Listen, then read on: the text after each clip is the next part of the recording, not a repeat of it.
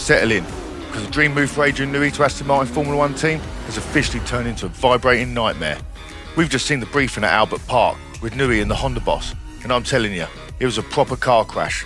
Without a single car on track, we were promised a British racing green revolution. What we've actually got instead is a £1 billion lawnmower that's trying to shake itself into 1,000 pieces. The AMR26 isn't just fast, it's literally dangerous. Newey and Honda have just confirmed that. The vibration crisis is so bad, the car's a health hazard before he even does his first pit stop. Adrian Newey's Aston Martin dreams, they're more like 007's Aston Martini. Shaken, not stirred. So let's talk about the build quality first. Imagine you're Lawrence Stroll. You built a wind tunnel. You hired the GOAT designer and you partnered with a world champion engine supplier. But you turn up at Melbourne and within 5 laps, your mirror glass is falling off. Adrian Newey, the man with the magic pencil, he stood there and admitted the vibrations are so bad, so violent, they're literally rejecting the car's own parts. The rear rain light, shaken straight out of the chassis. It's like a 2005 Ford Fiesta, not an Aston Martin Formula 1 car from 2026. But it cost 200 million quid. Newey explained that the engine is the source and the carbon fibre chassis is the amplifier, because carbon fibre is so stiff it doesn't dampen, it shakes, it screams at them. It's a total reliability shambles. Now here's the bit that's got the FIA doctors sweating. This isn't just about bits of plastic falling off, it's about the humans inside. Newey dropped the bombshell that left the rest of the paddock speechless. Fernando Alonso, he's told the team he can't do more than 25 laps consecutively before he risks permanent damage and his fingers turn into frankfurters. 25 laps, the Australian Grand Prix is 58 laps. And it's even worse for the boss's son Lance. He reckons he can only do 15 laps. Stroll describes the sensations as being like electrocuting yourself in a chair while you're driving. Think about that, these blokes have been asked to do 200 miles per hour while their hands are going numb and the nerves have been fried.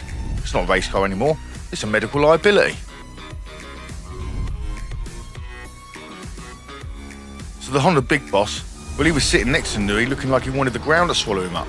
He confirmed they spent the last week running dynos 24/7 in Japan to find a fix where they managed to stop the vibrations shattering the battery pack, which is the main issue in Bahrain.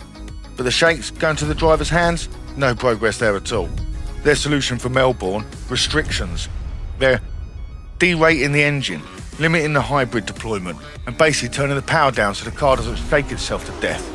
We're looking at a works Honda engine running in limp mode just to make it past the first pit session. It's a disaster for a team that's supposed to be challenging for a title. So Adrian Newey and the Honda blame game. You could feel the tension in the room. Newey basically pointed the finger straight at Honda. He said the chassis, his part of the job, is comfortably top 5. He reckons the aero, brilliant. The mechanical grip is there. But it's all been completely compromised by the Honda engine vibrations. He even admitted him and the Honda boss hadn't even sat down to discuss the race restrictions before the press briefing. You've got the greatest designer in the world, a giant engine manufacturer, and they're arguing in public on a Thursday. It's a total breakdown in communication. And you know Lance Stroll? Senior? He's absolutely fuming in his motorhome. So will they even race? The team's saying don't expect much. They might not even qualify. They might do a few laps. But at the moment, it looks like a double DNF's written in the stars. But this is Fernando Alonso. This man would drive a bathtub with a rocket strapped to it if there's a trophy on the line. Alonso's been through the GP2 engine era at McLaren, but this is different. Those days were slow. These days are painful. He said, if they were fighting for a win, he'd stay in the car for 3 hours. But fighting for P12, with your fingers turning into sausages, even the GOAT has limits. Melbourne's looking like a very short weekend for the green team. So here we are, the most hyped partnerships for the 2026 Formula 1 regulations. Aston Martin, Adrian Newey, Honda. But all we get is a vibrating mess.